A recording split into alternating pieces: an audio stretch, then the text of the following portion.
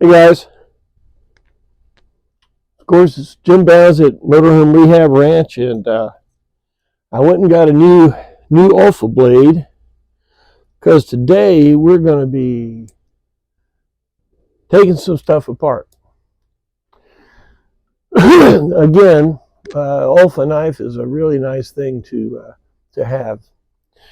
All right, well look, before we get into that, I think the last 3 or 4 episodes of this I really zipped through a bunch in editing.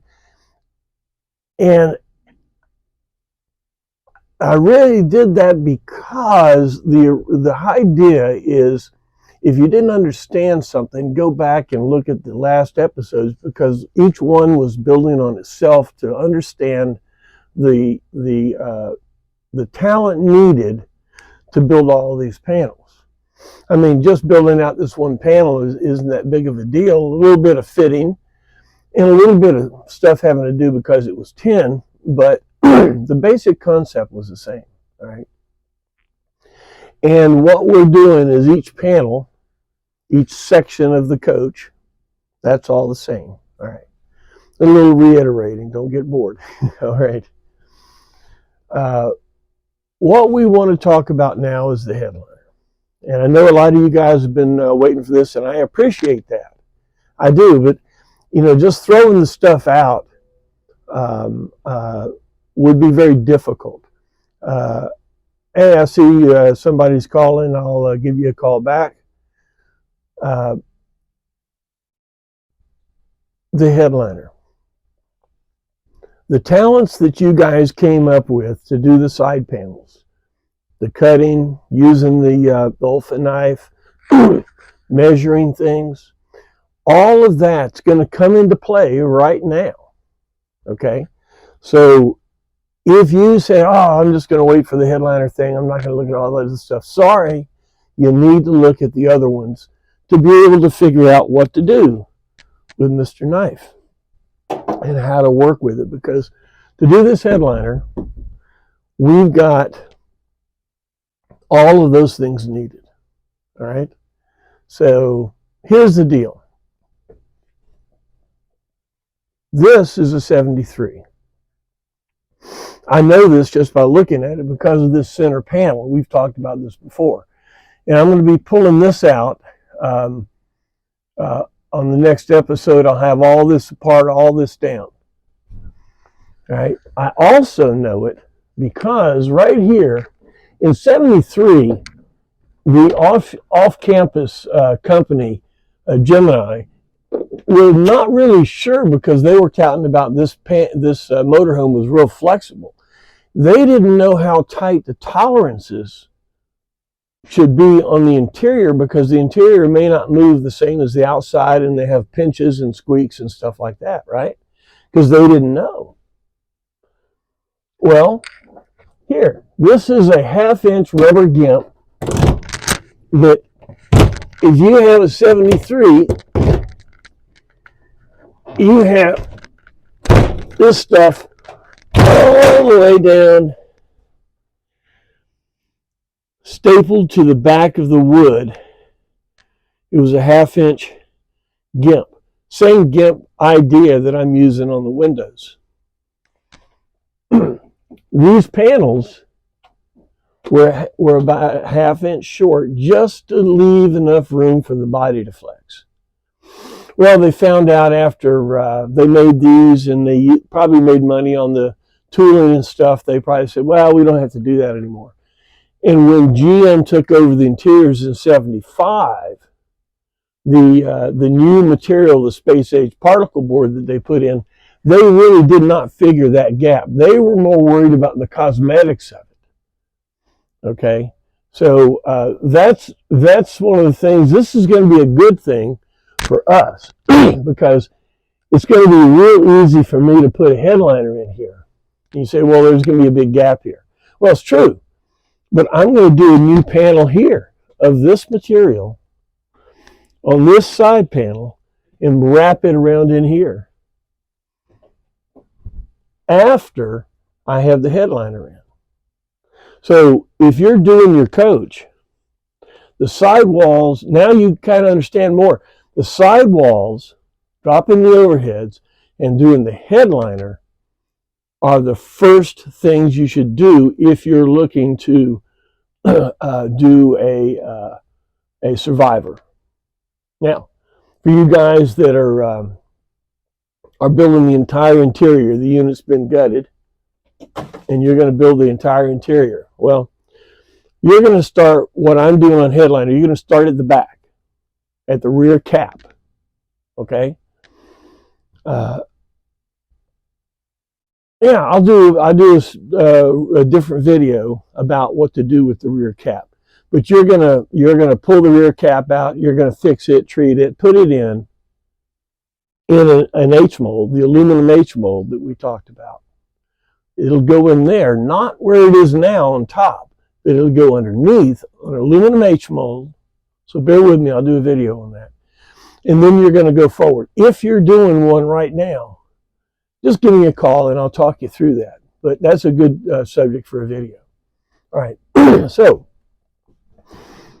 because we were blessed with this drop down, I'm going to drop this down, and we're just going to have to deal with the headliner from here forward, which is really easy because there's no cabinets in the way. After we build, find a number for a panel that goes from here to here. Piece of plywood. I'm going to do this.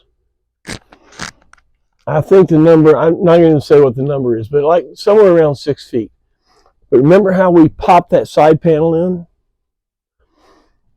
If you take a tape measure and you measure the bow into your tape, cut a panel 20 inches wide, that long, it'll pop into place. All right, so this is the concept, the theory that we're getting ready to do. All right, you build it somewhere around 20 inches at a time. As an example, this is, can you see it? Yeah, this is the old reefer roof vent, because this cabinet, I had taken it out before. And I left it in here thinking, well, if I'm going to run any like solar or any wires or anything like that, wonderful way to do it. Let's just leave this open for now. Well, let's say I wanted to leave it there. All right, now the first panel, if it's about 20 inches, let's see. Do I have a tape measure over here? I left it at the barn. But say that was 20 inches.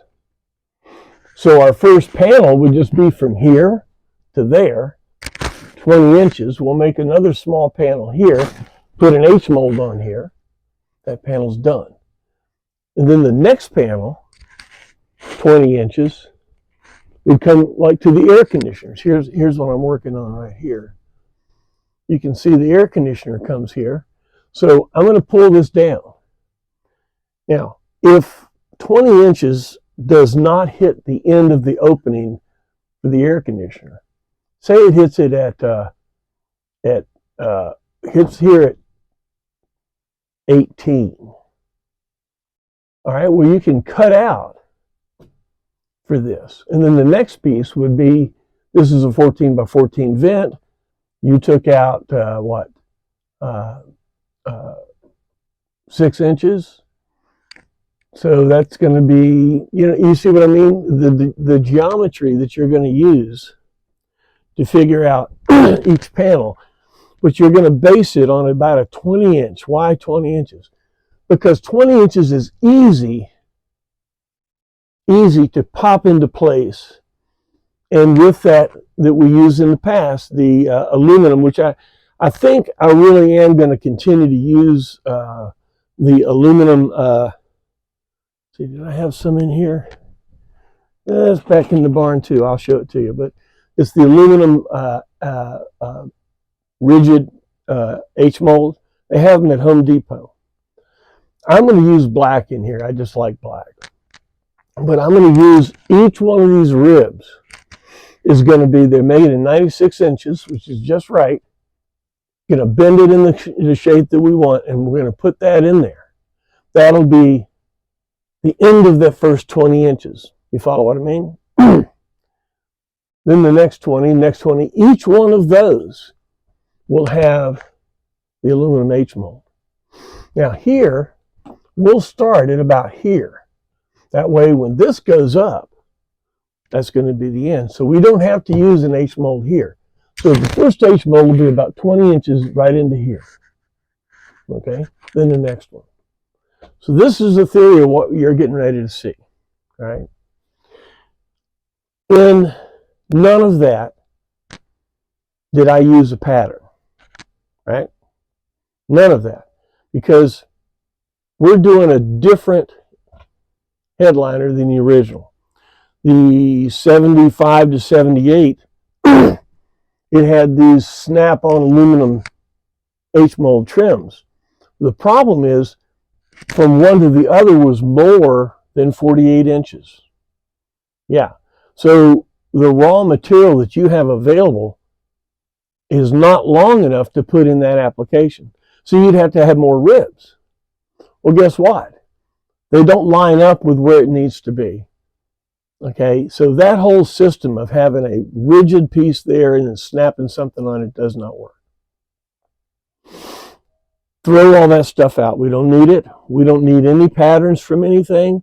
We're going to use we're going to use the aluminum 1/4 inch rigid H mold, okay, in place of that. And then what we called at Co-op a sectioned headliner.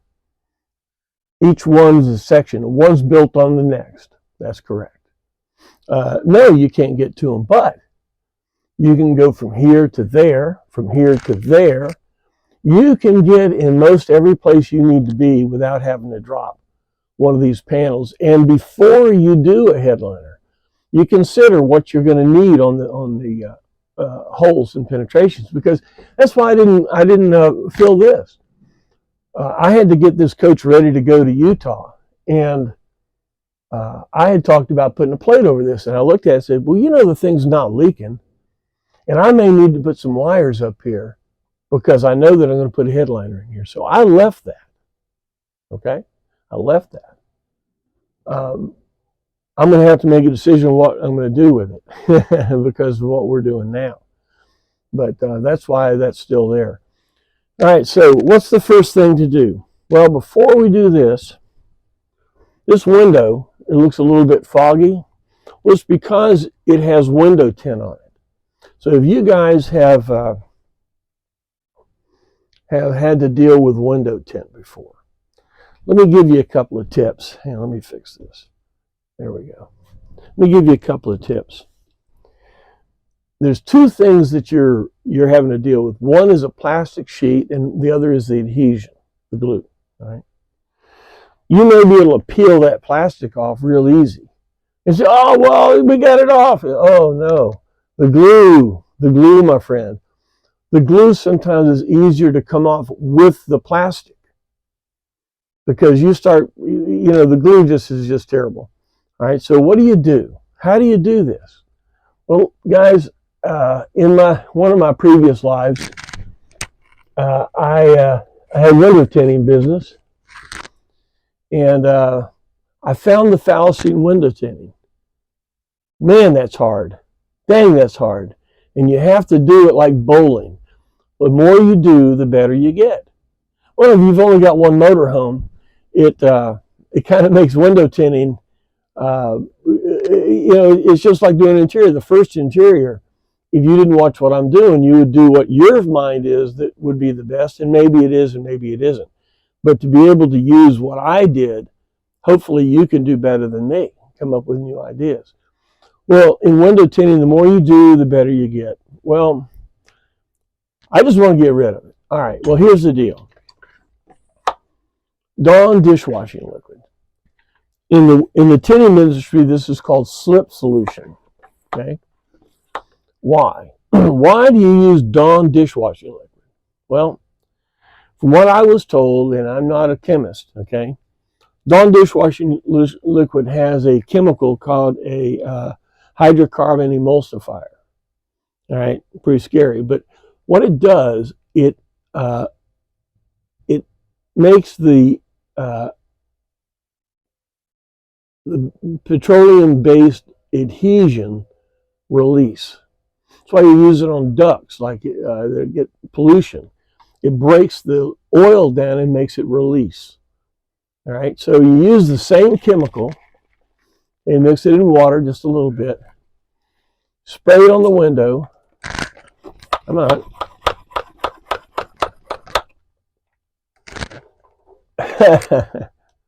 Don't you love it?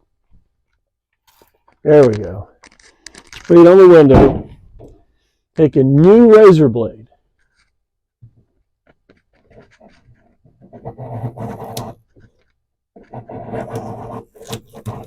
And start scraping. You say, oh my God, that's going to take forever. Well, forever has a beginning itself. All right. But gradually, as the liquid, it helps the blade slip. It also breaks down the adhesion. And slowly, it'll get a little bit easier. I'm not telling you it's going to be easy. And the harder it comes off together, the better, because that means the adhesion grabbed the plastic and it stayed there. The cheap films are the ones that the plastic comes off and the glue is still on the window and you got to come up with new cuss words. All right. So, how do we start? This is one of the fun parts. And I'm going to leave you today having fun. When you come back, you'll see how much fun I had. Remember we said that this headliner, we don't need any panels. We don't need anything, right? So, here. Let's get over here.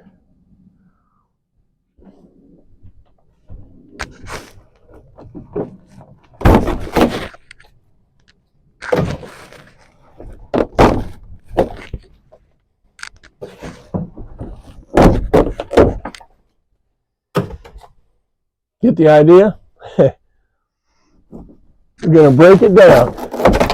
We don't need it at all. If you're trying to do this to get all those pieces out in one piece, is not needed. The 73s had a one-piece headliner. In other words, from front to back, it was one big piece of fiberboard. Had them custom made. They glued, here you can see it. Each one of the ribs has a bead of glue. Was it liquid nails? Literally liquid nails. And they had a bunch of dead men that they propped that thing up in there and glued it up in there. So you couldn't run wires that was tight. Boom, tight, tight, tight. If they did have to go in from this side, they had to dismantle everything and take headliners down. And they found that it was easier to do it in sections, so they could only have to take a section out, pull that aluminum, that little tin painted piece, and only do from there forward or there back or whatever. So after 73, they didn't do this. But this headliner panel, even if you tried to get it out in one piece, it's going to be over 20 feet long, and there's certainly nothing that would be that size. So this is what I'll leave you with. I'll be pulling this out. I'm going to mark off. Remember what this galley section from the door, front of the door over here. I'm going to cut the headliner with my Olfa knife and pull out all the headliner pieces all the way to here. I'll have this down, and this will be open, and then we'll start about the business of building a headliner. All right. Well, thanks for your attention. If it was any good, please hit like and remark and all those things. If you feel it is valuable, please become a ranch hand. The front page, it talks about how to do that. If you have questions, give me a call. When you sign up on the opening read that, because phone numbers and access points and all that are in there. If you do have a question, just text me or put a comment, and I'll get back to you. All right. Ranch hands have my phone number. You can call me anytime. All right. Well, look, thanks for your support. And I tell you, it's you guys that give me the enthusiasm to do this. There's a lot of exciting things going on. I think that you'll be delightfully surprised this year on some of the new stuff that's happening. All right. Well, look, thanks a lot again, and we'll see you next time.